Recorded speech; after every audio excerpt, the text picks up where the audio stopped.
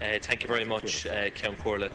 Taoiseach, the manner in which the government is seeking to ram the property tax bill through this House today is ridiculous and is completely unnecessary. 88 amendments to the bill have been tabled, with none from the Minister for Finance. You are allowing 3 minutes of debate per amendment that has been tabled, Taoiseach. This is a tax, Taoiseach, that doesn't fall due until July of next year. And it does beg the question, what is the need to use your massive majority in this House to bulldoze this piece of legislation through without proper debate and proper scrutiny? Taoiseach, this government has no mandate to introduce this property tax. In last year's general election, you and your party campaigned vigorously against the introduction of any annual recurring tax on the family home. The Labour Party advocated a site value tax with provision for exemption for certain homeowners, and they said that the needs of people who paid stamp duty and those in negative equity would have to be taken into account. Of course, the bill that has been published makes no such provision for those people. And in his second stage speech on this bill last week, Taoiseach, the Minister for Finance acknowledged for the first time that the government has discretion to use alternative measures to achieve the Troika targets that have been set. But the government has chosen not to use alternative methods. Taoiseach, when the full effect of this tax hits, it will push many low and middle income families over the financial cliff. They simply will not be able to pay. We already know that 180,000 family home mortgages are in trouble. Do you even realise, Taoiseach, that a family with 3 or 4 children with a gross income of anything over €480 per week will not be able to avail of a full deferral of this property tax? Do you realise, Taoiseach, that the homeless charity Focus Ireland estimate that they will be hit with an annual property tax bill of €100,000? Homeowners in Dublin, in Cork and other major centres are going to be particularly hammered by this tax, a tax that ignores ability to pay and ignores the value of the mortgage attached to the property.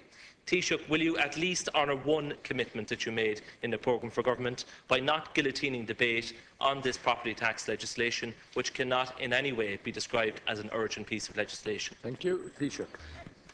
Well, Deputy McGrath, this property tax, as you know, was originally signed on by your own party with a view to raising, I think, 513 million in 2014, which was a tax that was actually unfair. This is an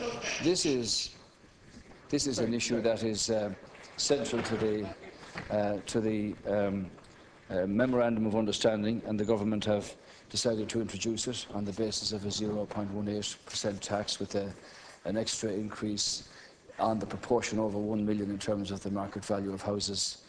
There's a recognition of the challenge that many people face here, and the inclusion of deferrals, and the issue concerning pyrite has been referred to specifically by the Minister. Deputy McGrath is well aware that what's happened over the last 20 years is that commercial premises, retail outlets and business have been socked every year by local authorities who had no other wider base of tax to run the services and provide facilities for the people. So this is an issue that was considered by government, that was considered on the basis of it being fair, of it being progressive, with an understanding that there are challenges there for people.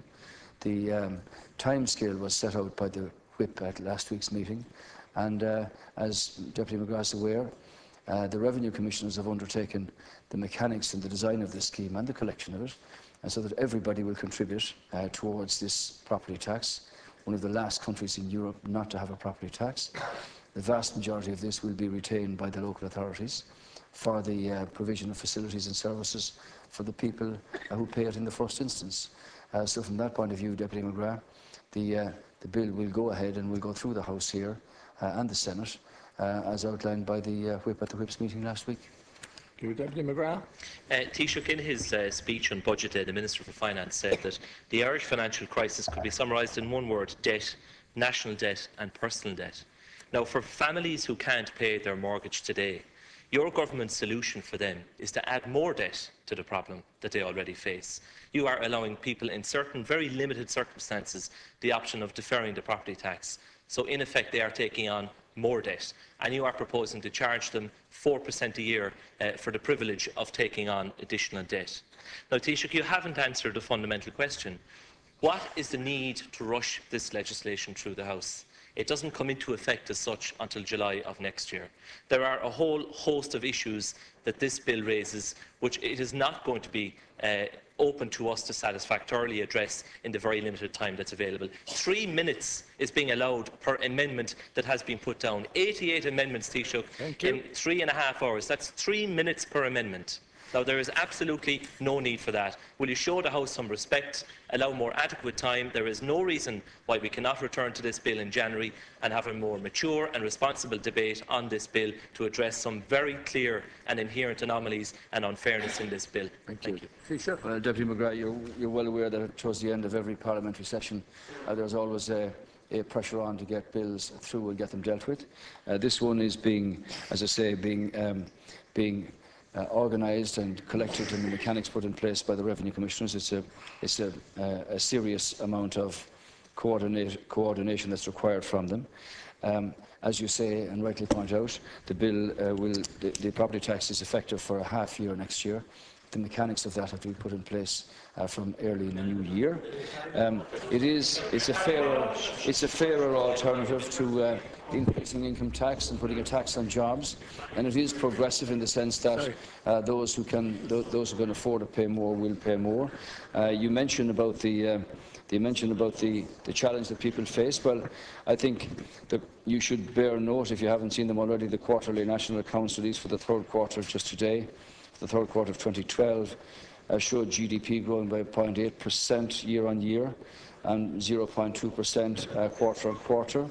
But it's the first time that private consumption, Deputy McGrath, grew year-on-year for the first time since 2010. And that's encouraging given the fact that it is generally more labour-intensive than export growth, and it's good to see that sign of confidence returning there. I suppose while everybody understood a government were going to introduce a property tax because of the memorandum of understanding and the necessity to widen the tax base, there were lots of fears that this was going to amount to an enormous sum, 0.18. At least people can plan what their contribution is going to be, both for the half year next year and for the 2 years subsequently. After that, the local authorities will have responsibility for the property tax, Deputy McGrath. Thank you.